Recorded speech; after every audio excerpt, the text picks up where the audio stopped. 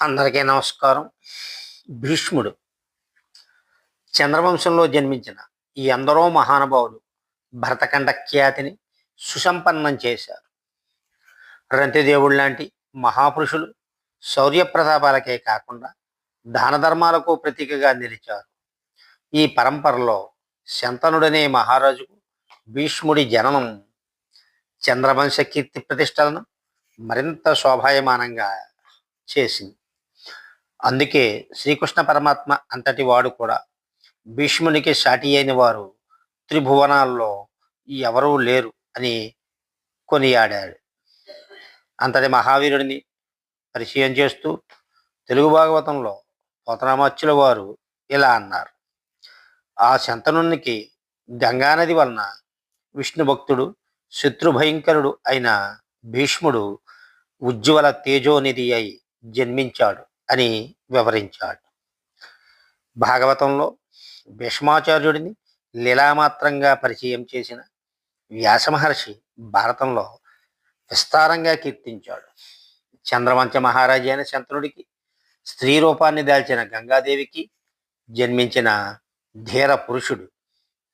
ఆ అమరనదీ తనయుడు పుట్టినప్పుడు ఆయనకు పెట్టిన పేరు దేవవ్రతుడు. వశిష్ఠుడు ఈ మహాపురుషుడికి గురువు. భీష్మ చరిత్ర మహాభారతంలో శిఖర సమానమైనది. ఈ గాంగేయుడు భీషణత్వానికి ప్రతీక. ఇంద్రియ నిగ్రహం ఫలితంగా అంతఃశత్రువులను జయించడం మూలంగా ఆ శాంతనుడికి అన్ని శక్తి సామర్థ్యాలు లభించాయేమో. ఆ నదీజుడిని శత్రు సోదరుడిగా నిలిపాయి. భీష్మాచార్యుడు భాగవతుల్లో శిరోమణి వంటివాడు. ఎన్నో సుగుణాలు పోతపోసుకున్న కారణజన్ముడు. దేవవ్రతుడు జన్మించిన కొన్నాళ్లకు అతని తండ్రి శంతనుడు సత్యవతి అనే మరో యువతిని ప్రేమిస్తాడు. ఆమె తండ్రి దాశరాజు తన కుమార్తెను వివాహం చేసుకోవాలంటే ఆమెకు పుట్టబోయే పుత్రునికే రాజ్యాధికారం ఇవ్వాలనే నిబంధన పెడతాడు. జ్యేష్ఠపుత్రుడైన దేవవ్రతుడుండగా అది ఎలా సాధ్యమవుతుందని శంతనుడు సంశయిస్తాడు. భీష్ముని భీషణ ప్రతిజ్ఞ. తండ్రి కోరిక తెలుసుకుని ఆయన సంతోషమే తన సంతోషమని భావించాడు ఆ గాంగేయుడు. అందుకే తండ్రి మారువివాహం కోసం దాసరాజును ఒప్పించేందుకు తానే వెళతాడు. అప్పుడు ఆ సత్యవతి తండ్రి తన కుమార్తెకు పుట్టిన కుమారుడికే పట్టాభిషేకం చేయాలన్న షరతు పెట్టాడు. మరుక్షణమే ఆ గంగాపుత్రుడు, ఇక్కడ సమావేశమై ఉన్న ప్రభువులందరూ వినండి, నేను నా తండ్రి కోసం ఓ దృఢమైన ప్రతిజ్ఞ చేస్తున్నాను. ఈమెకు పుట్టిన కుమారుడే రాజ్యాధిపతి కావడానికి అర్హుడు అని ప్రతినబూనాడు. అయినా దాసిరాజుకు సంతృప్తి కలగలేదు. నువ్వు సరే, కానీ నీ తదనంతరం నీ కుమారులు రాజ్యాన్ని ఆశించకుండా ఉండరని నమ్మకమేంటి అని ప్రశ్నించాడు. ఆ గంగాధరుడిని వెంటనే నేటి నుండి స్థిరమైన మనస్సుతో బ్రహ్మచర్య వ్రతాన్ని చేపడుతున్నాను అని ప్రకటిస్తాడు. దేవవ్రతిని ఆ ప్రతిజ్ఞతలు దేవతలు ఋషులు జయజీర్ధనాలు చేస్తూ పుష్పవృష్టిని కురిపిస్తారు. భీషణమైన ప్రతిజ్ఞ చేశాడు కనుక భీష్ముడు అని ప్రశంసించారు. అప్పటి నుంచే దేవవ్రతుడు భీష్ముడిగా లోక ప్రసిద్ధుడయ్యాడు. తండ్రి కోసం మారుతల్లి పిల్లల కోసం భీష్ముడు రాజ్యాధికారాన్ని త్యాగం చేశాడు. జీవితాంతం బ్రహ్మచర్య దీక్షను ఆచరించాడు. కుమారుని సత్యనిష్టకు మెచ్చి తండ్రి శంతనుడు అతనికి ఇచ్ఛామరణ వరాన్ని, అంటే నచ్చినప్పుడే మరణించే వరాన్ని ప్రసాదించాడు. ఒకానొక సమయంలో సత్యవతి పశ్చాత్తాపడుతుంది. దేవవ్రతుడికి అన్యాయం జరిగిందని బాధపడుతుంది. తన కొడుకుల కన్నా ఇతడే సమర్థుడని తెలుసుకుని సింహాసనాన్ని అధిరోహించమంటుంది. కానీ భీష్ముడు ససేమేరా అన్నాడు.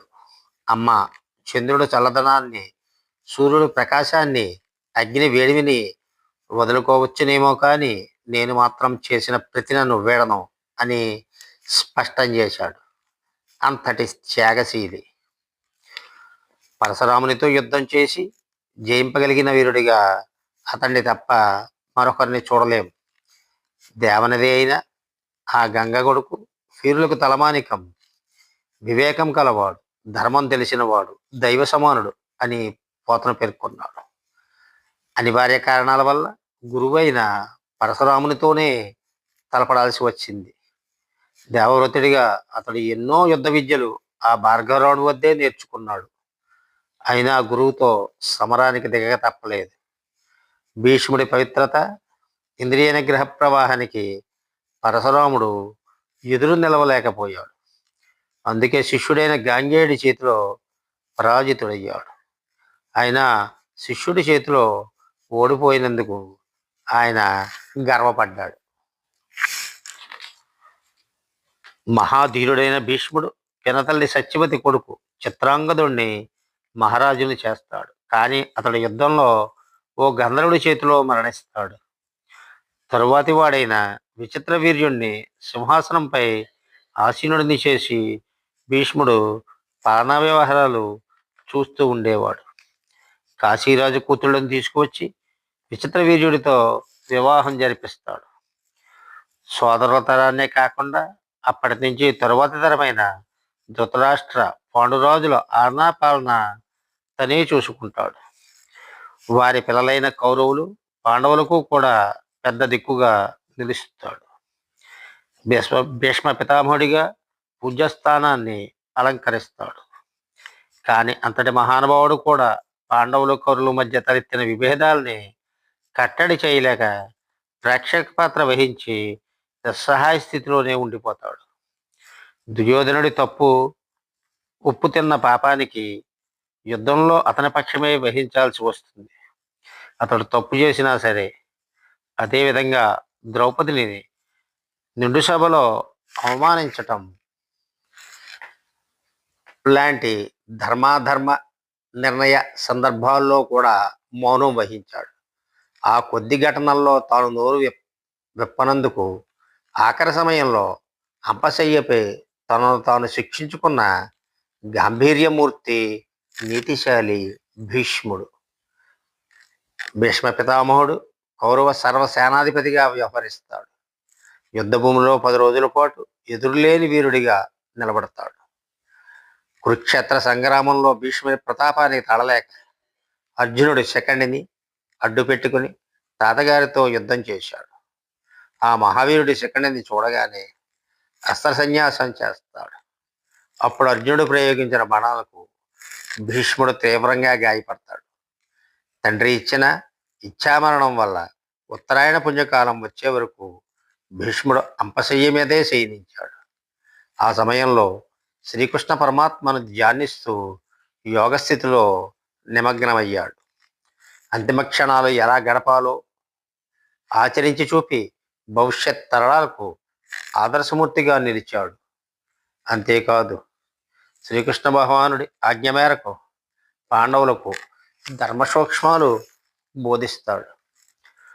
ఒక తరం తన తరువాతి తరానికి వారసత్వంగా అందించాల్సింది ధర్మం, జ్ఞానం, అనుభవసారమని ఆ భీష్మాచార్యుడి జీవం యొక్క అంతిమఘట్టం నిరూపించింది.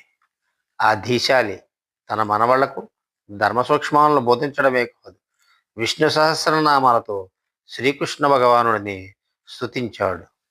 మాఘశుద్ధ అష్టమి నాడు పరలోకానికి ప్రయాణమయ్యాడు. ఆ రోజునే భీష్మాష్టమి అంటాం. భీష్మాచార్యుని విష్ణు భక్తికి నిదర్శనంగా ఆ తర్వాత వచ్చే మాఘశుద్ధ ఏకాదశిని భీష్మ ఏకాదశిగా వ్యవహరించడం సాంప్రదాయంగా మారింది. ఈ పర్వదినం రోజు ఆ పుణ్యపురుషుడికి తాత్విక చింతన, ధర్మానుష్ఠానం, దృఢభక్తి, ఇంద్రియగ్రహం వంటి లక్షణాలను మననం చేసుకుంటూ మనం ఆచరించే ప్రయత్నం చేద్దాం. సర్వే జన సుఖినో భవంతు. ఈ వీడియో మీకు జ్ఞాని నచ్చినట్లయితే లైక్ చేసి, షేర్ చేసి, సబ్స్క్రైబ్ చేయవలసిందిగా కోరి ప్రార్థిస్తున్నాను.